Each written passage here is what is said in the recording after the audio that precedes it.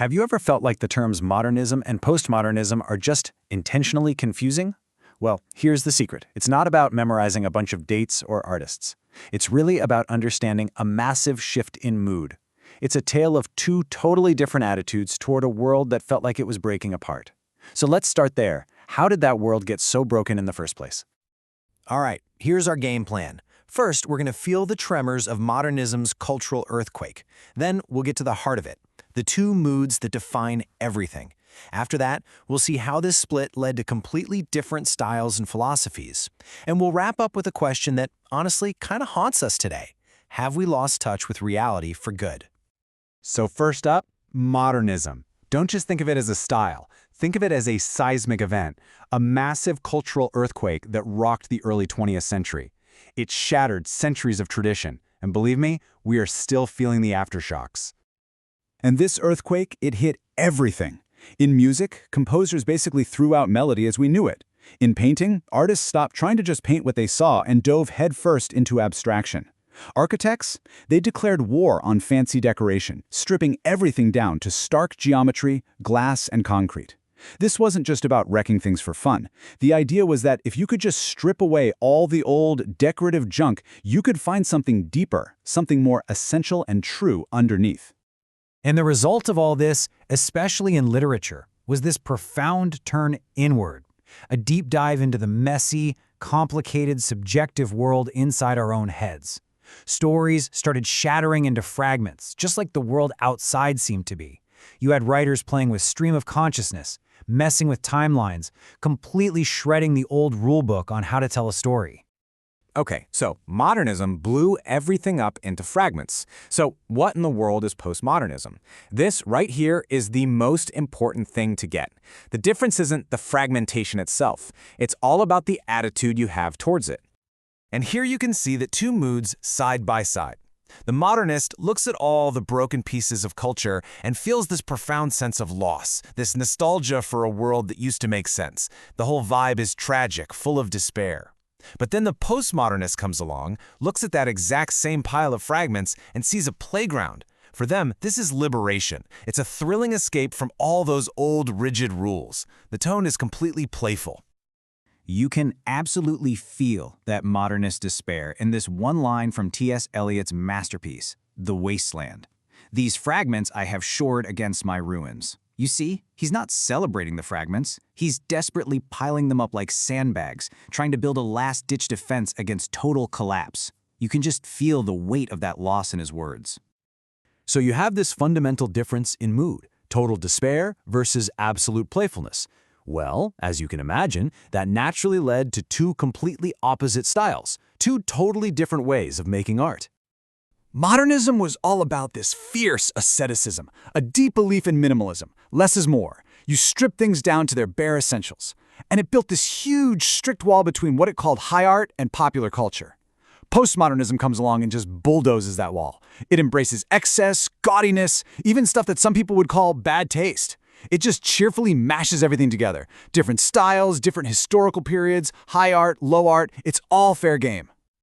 And if you want one line that perfectly captures that stark, minimalist, modernist spirit, this is it. The architect Adolf Loos flat out said, "Decoration is a crime." For him, it wasn't just unnecessary, it was morally wrong. I mean, that's how serious they were about this stuff. Okay, so we've got the mood, we've got the style, now let's go a little deeper into the philosophy, because this is where postmodernism really carves out its own space, thanks to thinkers like Jean-François Lyotard. Now, to get Lyotard, you have to understand this one key idea, meta-narratives. A meta-narrative, or a grand narrative, is basically any big, overarching story that claims to have all the answers, that claims to explain everything. So think of giant belief systems like Christianity, or political ideologies like Marxism, or even that unshakable belief that science is always progressing towards some final truth. And here it is, Lyotard's famously punchy definition of postmodernism. He said it is simply an incredulity towards meta-narratives.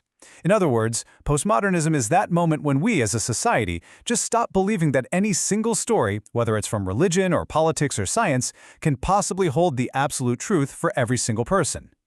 So here's the thing. After all the horrors and the mind-bending complexity of the 20th century, those big, grand stories about inevitable progress and human perfection, they just started to feel, well, unbelievable. So in their place, postmodernism says, what we have now is this huge mess of smaller, local, temporary, mini-narratives. There's no one big destination we're all heading towards anymore. There's just this giant, tangled web of competing stories. But what if we take that idea and push it even further? That brings us to another French thinker, Jean Baudrillard, who had an even more radical take. He argued that our entire relationship with what's real has fundamentally broken down. Baudrillard's big idea is something he called hyperreality. He said that in our world, which is just saturated with media, we're so swamped with images and copies and simulations that the line between what's real and what's fake just dissolves. We're left floating in a world of pure surface, with no depth, no real thing underneath it all. He breaks it down in 4 stages. Okay, imagine a map. Stage 1. The map is a faithful copy of the land. It represents reality. Stage 2. The map starts to distort the land a little bit. Maybe it leaves out messy stuff to make it look nicer. Now, stage 3 is the big leap. The map now hides the fact that the original land doesn't even exist anymore. And finally, stage 4. The map has no connection to any reality whatsoever. It's just a pure simulation, referring only to itself. And this is Baudrillard's most famous, most mind-bending example. He said, Disneyland is presented to us as this imaginary fantasy world to trick us into believing that the world outside of Disneyland, Los Angeles, America itself, is real. But for Baudrillard, that's the ultimate trick, because he argues the rest of America is just as much of a simulation as Disneyland is. So how does all this crazy philosophy actually show up in books and movies? Well, postmodern critics are always on the lookout for a few key things. They look for intertextuality. That's when a work is just jam-packed with parodies and references to other works. They look for a deep sense of irony, like a knowing wink to the audience. They find narrative narcissism, stories that are very self-consciously about the act of telling a story. And of course, they look for fiction that is all about this loss of the real, set in worlds totally saturated by media and consumer culture. So, let's bring this all home and go back to that central idea. The core takeaway, the one thing to remember, is this simple contrast in mood. Modernism looked at a broken world and despaired, desperately trying to save some meaning from the wreckage. Postmodernism looked at that exact same wreckage and decided to build a playground, celebrating the freedom and all the wild possibilities that open up when the old rules are gone for good.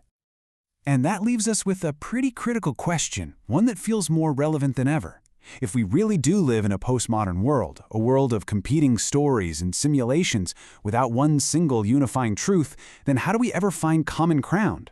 Can we even agree on what's fundamentally real anymore? That's definitely something worth thinking about.